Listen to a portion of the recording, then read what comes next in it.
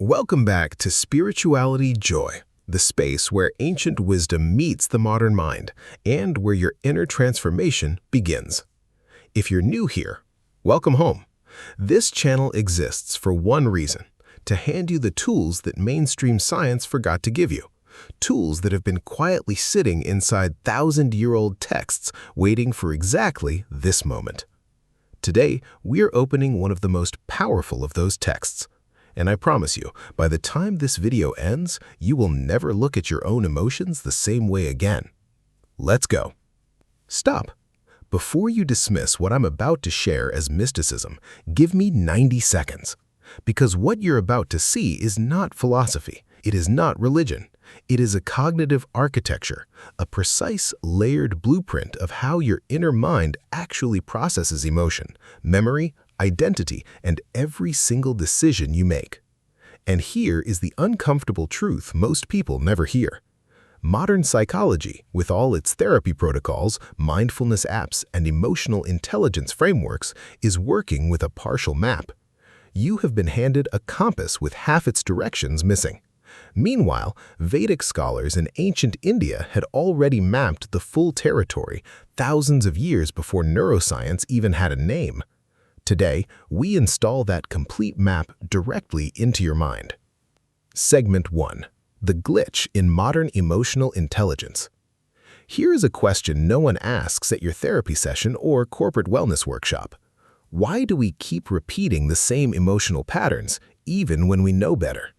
You have read the books, you have done the breathwork, you have journaled, you have named it to tame it, and still the same trigger, the same reaction, the same regret, every single time. Why? Because the tools you've been given are downstream of the real problem. Modern emotional intelligence tells you what to manage, but it never tells you where the management actually happens, or how the deeper layers of your mind are structured. It is like being handed a manual that says, "Fix the software errors," with no information about the hardware running the software. That hardware? The Vedic texts called it the Antahkarana, the inner instrument, the original operating system of the human mind.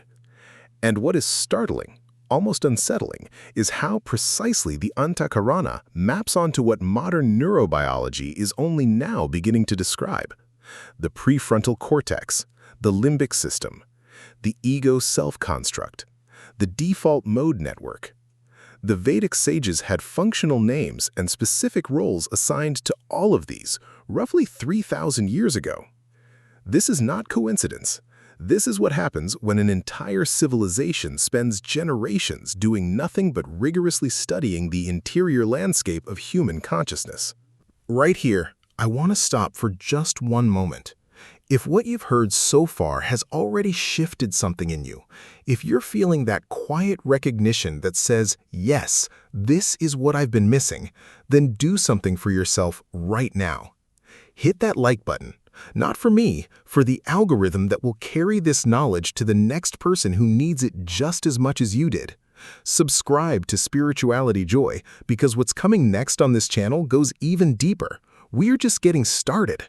And share this video with one person in your life, one friend, one family member, one colleague who you know is stuck in the same emotional loop and deserves a way out. Go ahead, do it right now. Oh, wait. Good. Now, let's go deeper. Segment 2. Decoding the Antahkarana. The Antahkarana is not the mind in the Western sense, a single unified processor. The Vedic model reveals the inner instrument as 4 distinct functional layers. Think of it less like a brain and more like a committee where the members don't always agree, and most of the time you don't even know they're in session. The first layer is manas, the sense processor. Manas is the outermost layer. Every piece of sensory data you receive, a notification ping, a tone of voice, a facial expression, passes through manas first. But here is the critical thing. Manas does not interpret. It only receives and reacts. It is pure stimulus and response. It has no judgment. It just fires. When someone cuts you off in traffic and your body floods with heat before your conscious mind even registers what happened, that is manas doing its job. The problem is that most people are living at the level of manas, reacting to every signal as though every signal is an emergency. The second layer is Chitta, the memory bank and the subconscious. Chitta is the deep storage layer. Every experience you have ever had, every emotional impression, every wound, every moment of love is encoded here. The Sanskrit word for these impressions is samskaras, mental formations, invisible grooves carved into the subconscious by repeated experience. Here is where it becomes important. Most of the time, manas does not react to reality. It reacts to whatever chitta pattern the current moment most closely resembles. Your boss uses a certain tone. Your chitta matches it to a pattern from 15 years ago, and suddenly you are not responding to your boss. You are responding to a memory. This is why awareness alone is never enough. You are not just managing present emotions, you are managing historical data streams running in the background. The third layer is Ahamkara, the identity constructor. Ahamkara literally translates as I maker. It is the function that takes raw experience and says, this is happening to me. This defines me. This threatens me. Every emotional reaction with the word I at its center, that is Ahamkara operating. Here is the most liberating insight in this entire system. Ahamkara is a function, not a fact. You are not your identity story. Ahamkara generates the identity story from the raw material of your memories and your reactive patterns. Most people never question the story. They never notice the storyteller. When you begin to see Ahamkara as a layer of processing rather than the truth of who you are, the entire game changes. The fourth and innermost layer is Buddhi, the discriminative intellect. Buddhi is not intelligence in the IQ sense. Buddhi is the faculty of discrimination, the capacity to distinguish between what is real and what is a reactive pattern, between signal and noise, between who you truly are and the emotional weather passing through you. The Vedic texts describe Buddhi as the one layer capable of observing the other three without being captured by them. Viktor Frankl once wrote, "Between stimulus and response, there is a space. In that space is our power to choose our response. The Antahkarana is the map of that space, and Buddhi is how you inhabit it." Segment 3. The algorithm for emotional mastery. Now let's make this real, because ancient wisdom without a practical protocol is just beautiful furniture you never sit in. Here is the Antahkarana 4-step algorithm, deployable right now in your actual life. Step 1. Intercept at manas, the pause protocol. The moment you feel an emotional charge, irritation, anxiety, defensiveness, craving, that is your manas firing. Your first move is physiological. 3 slow, deliberate breaths. Not to relax, as a circuit breaker.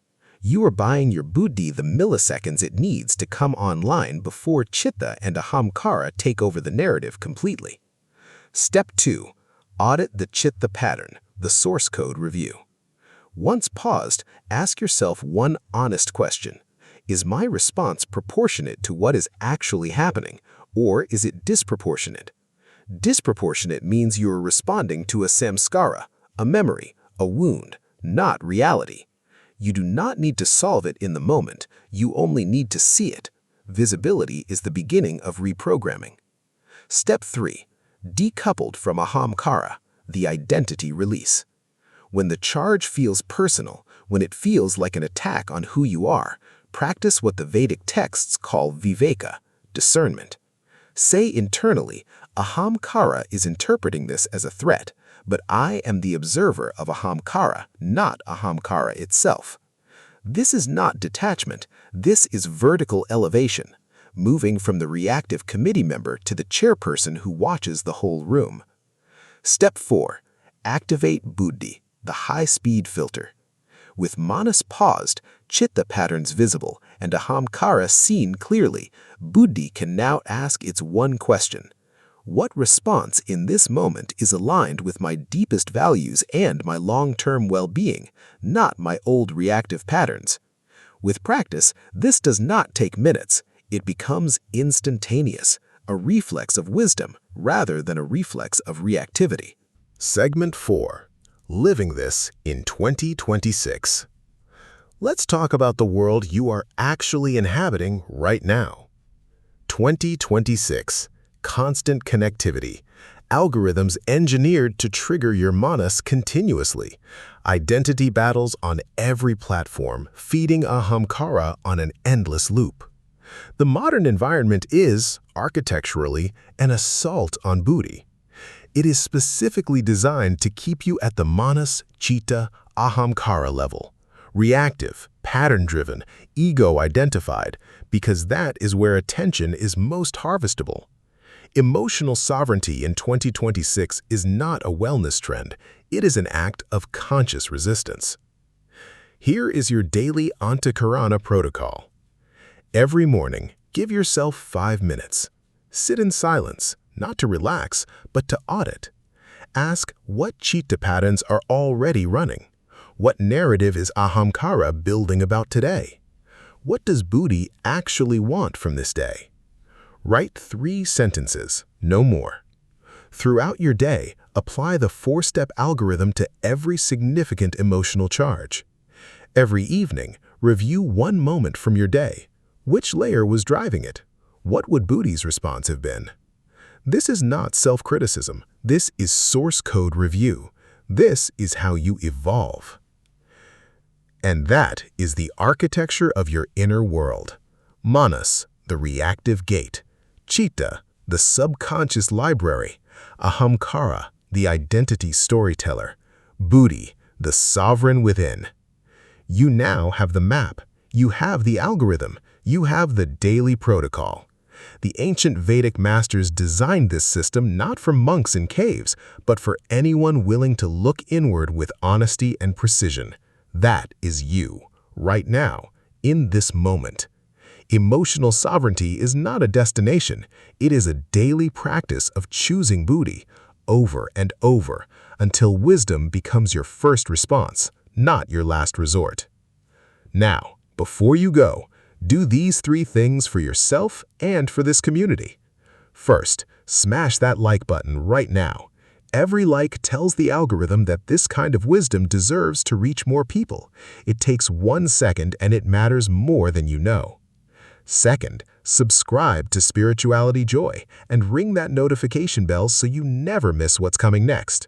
We are going even deeper, into samskaras, into the practice of viveka, into the Vedic map of consciousness that will completely reframe how you see your life. You do not want to miss a single video.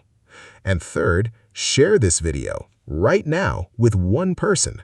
Put it in a message, drop it in a group, post it on your story, because somewhere out there, someone is sitting in the same emotional loop you were sitting in before this video started, and this could be the thing that finally opens the door for them.